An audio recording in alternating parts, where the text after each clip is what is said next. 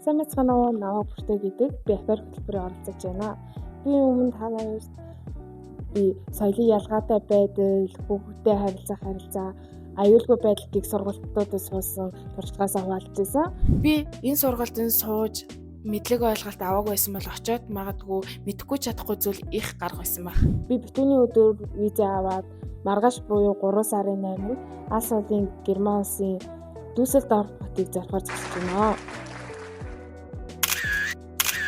Афер хөтөлбөрөөр явах ингээд давуу талууд нь болохоор надад ингээд нэгт би хамгийн бага зардлаар өссөн улстай бүтэн жилийн хугацаанд амьдрах боломж өгсөн.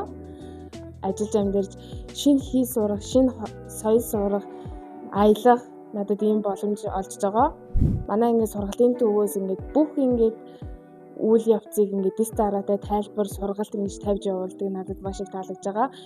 Бидний насны яг ингээд миний насны хүмүүст ингээд маш их боломж байдаг. Боломжоо бүгдөө ашиглацгаагаарай.